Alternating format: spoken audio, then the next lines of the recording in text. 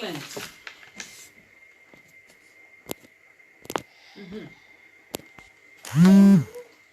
Video is spoiled.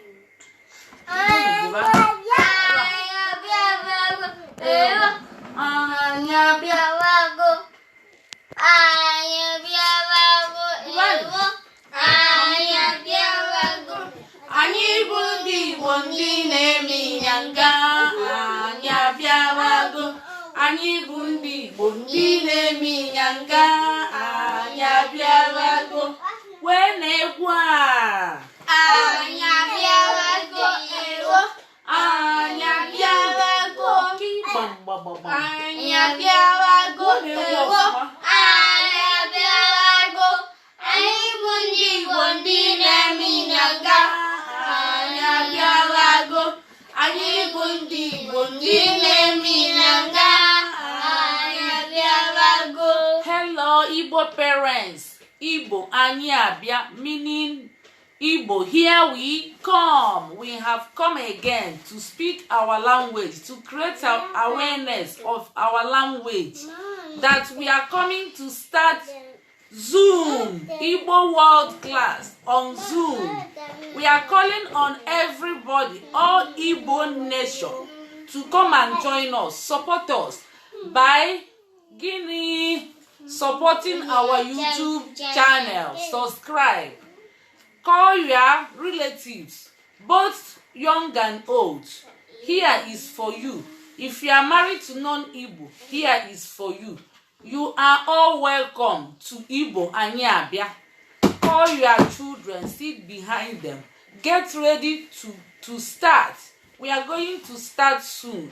We are speaking English to start, only for this awareness, for the benefit of our people who don't know our language, who don't understand our language, so that they will know what we are about to start and join us. Make sure every day you learn one thing, and it will keep on accumulating till you get to your final destination and know how to speak your language, because we haven't seen any English person who doesn't know how to speak English. We haven't seen any German person who doesn't know how to speak German. We haven't seen any Italian who doesn't know how to speak Italian.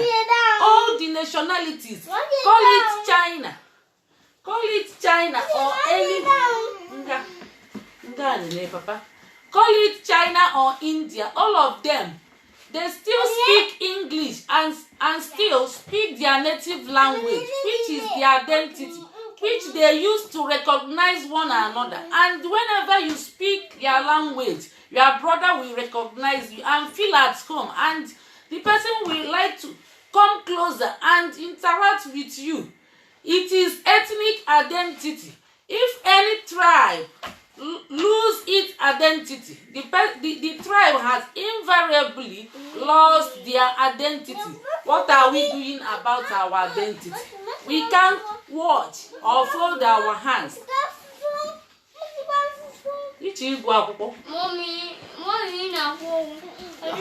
Mommy, get up one here. And keyboard. Don't give a chicken to you. Amamibo jizi wete nke nwa ọ bụrụ onye ka anyị chi igu biko nu ka unu gbakọtaba ka anyị welite asụsụ na omenala anyị ya na culture anyị, ejirimara anyị. Ka iwe ọbụ rapụ na emechi onye niile na anyị na-eme Igbo. Anyị nọ n'oge ndị Igbo.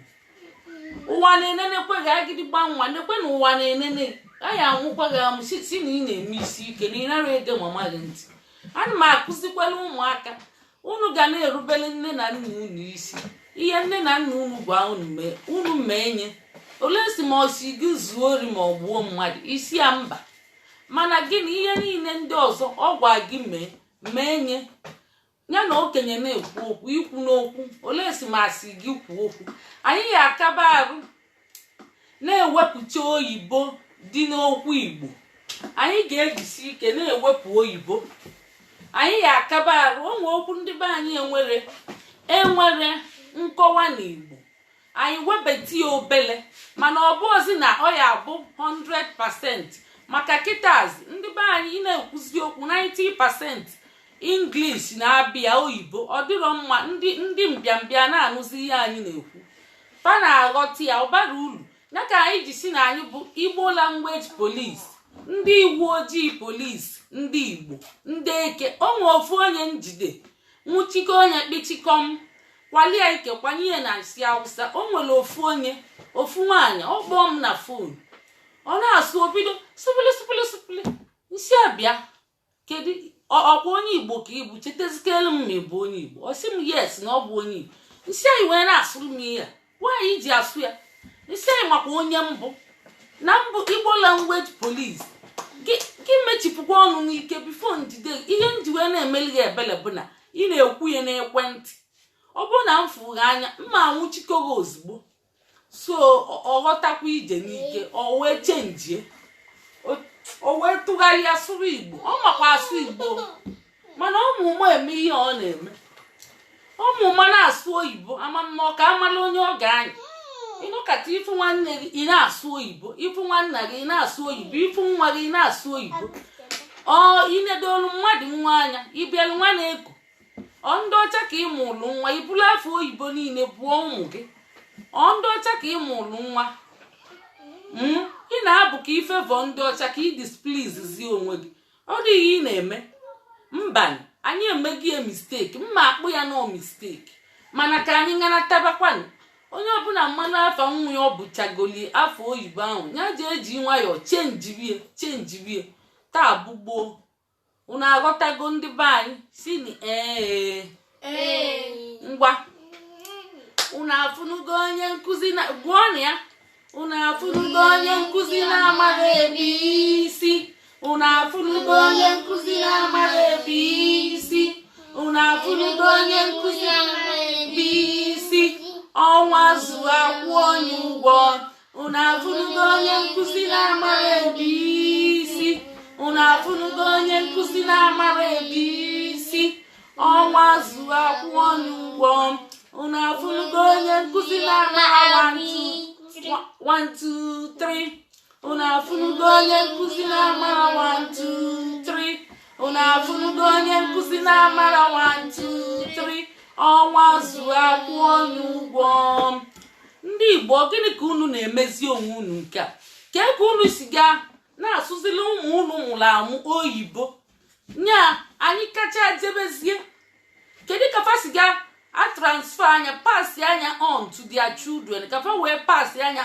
on to the next generation onwekwa ike mme ma ọ bụrụ na anyị ebidoro kịta wee gbanwee nya bụ na anyị abụrụ ndị flev anyị ananị ka 9 kwuonu ka 9 anyị ana ka 9 kwuonu ka 9 anyị ayakwa ekwe ka o mee unu pụta ndị nne na nna gbapụta n'ọsọ bịanụ ka anyị rescue asụsụ anyị na-ekwo ụlọ ọrụ ka anyị redeem onye ka anyị revive ọnya otubugo na-ekwozi ụlọ ọnwụ ọ na-achanyezi anya elu asụsụ Igbo na-ekwozi ụlọ ka ọnwụzi apịghị ọnwụọ pịghị ma na anyị abụrụ efulefu na anyị efukwa unu ga-ekwesị ka anyị bụrụ efulefu si na mba si na mba si na ọma mme si na Igbo anyị abịa si na Igbo here we come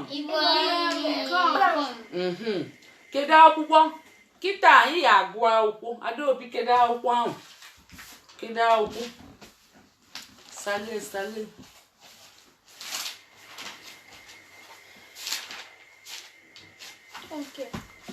ngwa gụọ ya isi nke atọ ngwa egwu ndị Igbo ịgba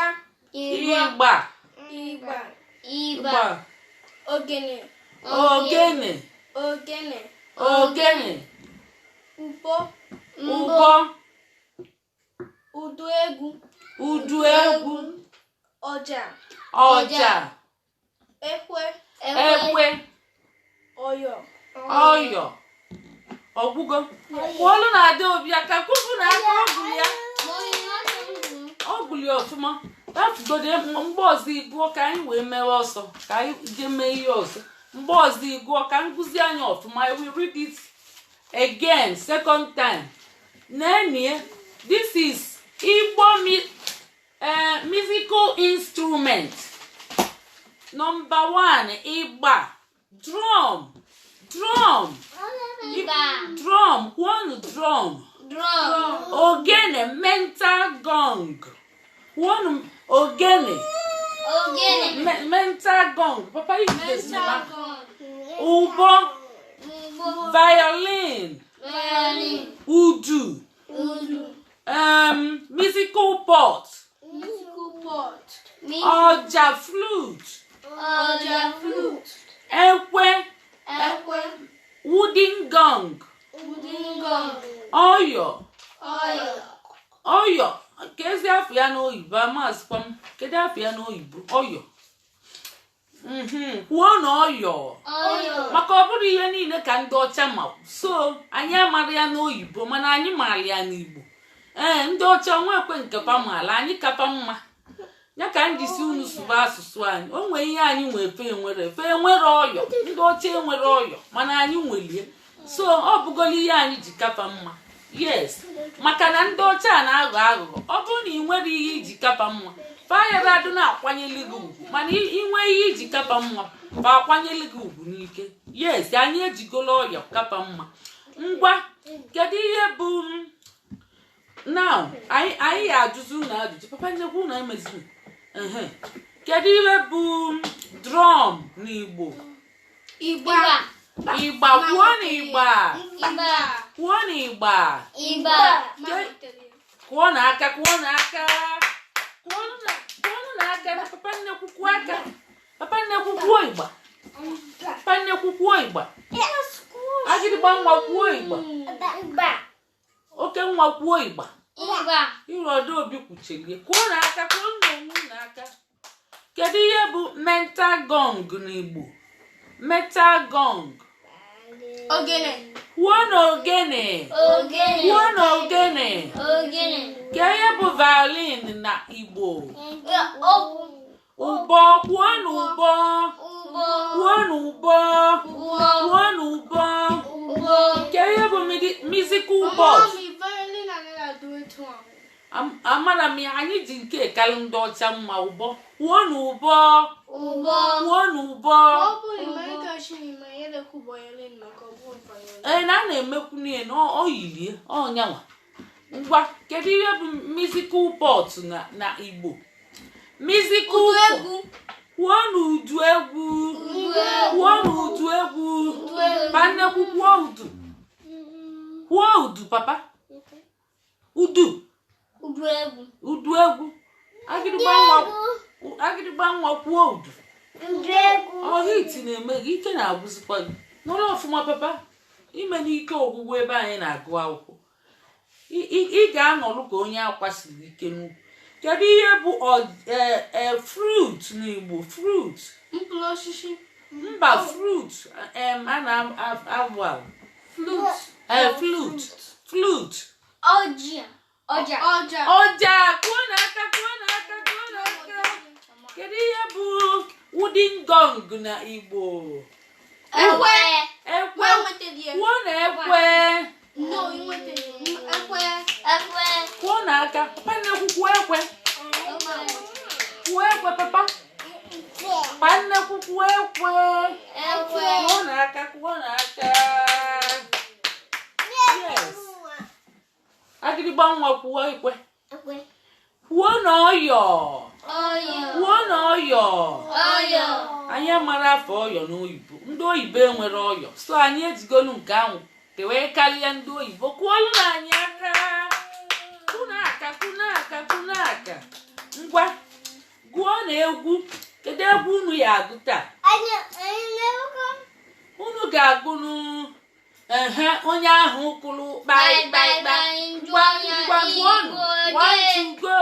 Onye ahụ kwuru bye. Oke nwa ị ga na-eme dịka ibe gị so na. Chari ka so oke nwa nwa gụsịa ọ chọọ ka ọ gụsịasịa maka ọ na-adazi egwu uvu ngwa oke nwa gụọ ya so onye ahụ kwuru bai jụọ anya igbo onye anyị mabụ Jizọs nyochi ya na-adaba Jizọs wee na-ata webulu oche isi dadi anọ mma wee kwuo yoyo kwuolu na oke nwa ka ọ gụta ya ọ sị onye ahụ kwuru kpai njọ igbu onye ọ sị ma bụ m Jizọs wee sị ya bataba Jizọs wee bata wee buru oche sisi dade anọ m mma na-ekwu oyoyo wee na oyoyo onu mama anata papa anata ọ na-ata ojebe onye ya agụ onye ahụ ụkụrụ kpai onye ma agụ ka ọ gụọla anyị onye ma agụ agịdịgba nwa gụọla anyị onye ahụ ụkụrụ kpai ngwa gụsie ike onye ahụ kwuru pai ihe na igbo onye anyị na-ebu Jizọs na si na bataba Jizọs wee zata ụlọ ofe siri dade amara ya oyoyo ọ pụtara ya ọ na-ekwu ka ọrụ obere nwa ka ọ bụ ọ sịrị ihe na ọ bụ ụmụazị na ọgụgụ n'elu ụmụazị si agụ egwu so anyị ghọtara ya ka olu na ya aka biko ka olu na nwa adaobi ngwa gụọ onye ahụ kwuru pai njọ ya igbo onye osi na ọ bụ Jizọs mmesi ya batara Jizọs wee bata wee buru oche sisi dade anụ mma na-ekwu oyoyo adaobi bulie excelento kwuolu n'aka ebe nnekwu ngwa wee si kwuo onye ahụ kwuru kpai ngwa gụọ mechiere ọnụ na nwa a na-achọ igwu onye ahụ kwuru kpai Obinna mechigodi ọnụ ka nwa gụọ egwu ngwa gụọ onye ahụ kwuru kpai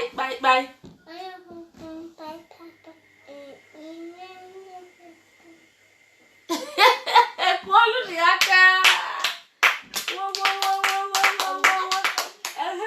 ka m kọzielu na akụkọ iro oge akụkọ iro ngwa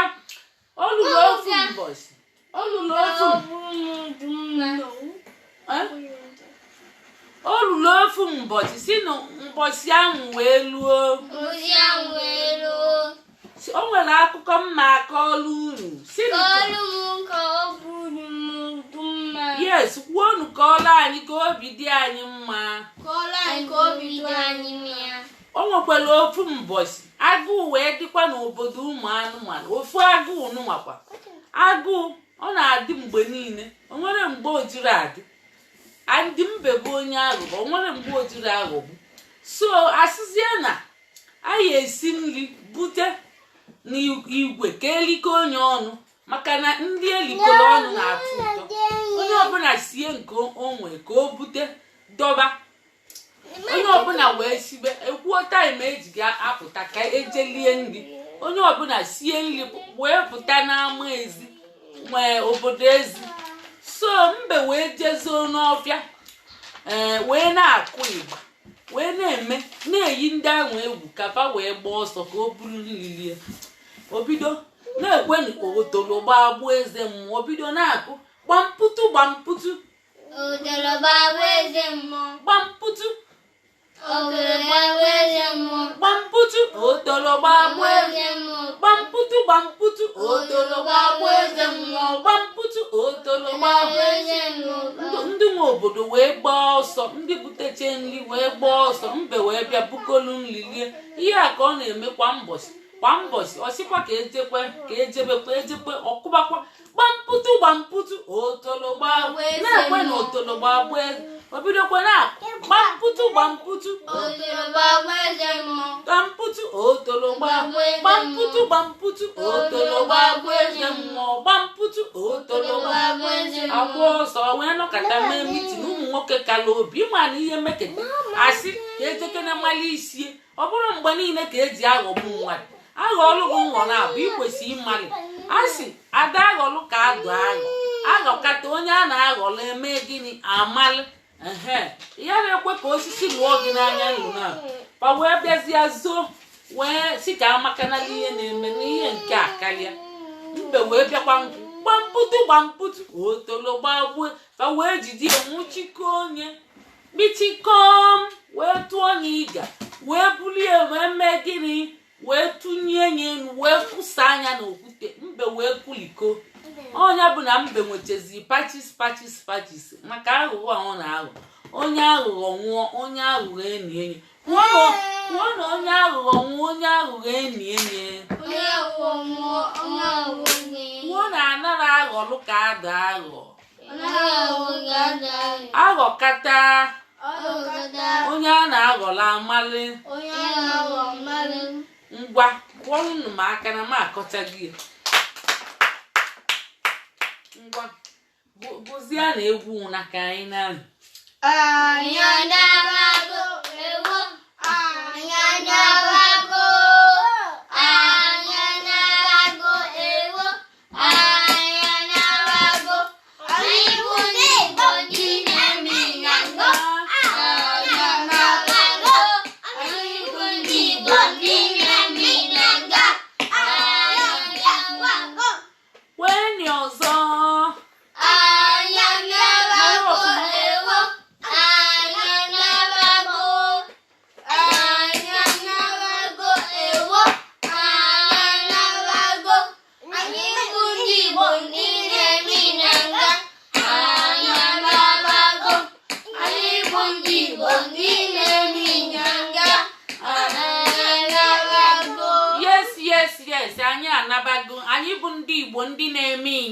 We are proudly Igbos. That's the meaning of the song we are singing right now. We are proudly Igbo. We are full of ourselves. We are industrious people. That's why we cannot carry last.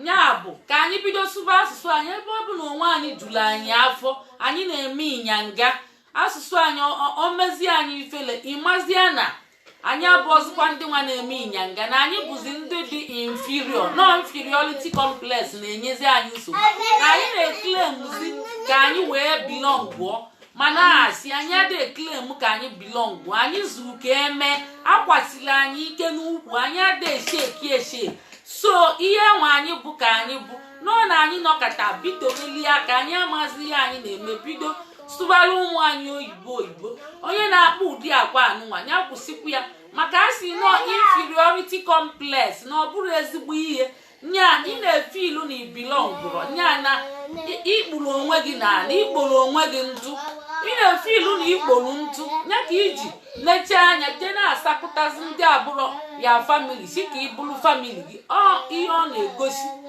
ihe ahụ a na-egosi so nsụ oyibo dị mma ọ dị ọkwanị njọ kwuo na ọ dịrọnụ njọ ọ dịrọkwa njọ chacha mana ịmụta ya debie na akpa gị pọket enye chọba ndị abụrụ ndị Igbo bido sụbalụpanya anụghalịa ndị abụrụ ndị Igbo ibido sụbịa iwepụta nke iji wee bili wee gosipa na itiwekwalụ slate kwụọ na aka ngwagwaziana onde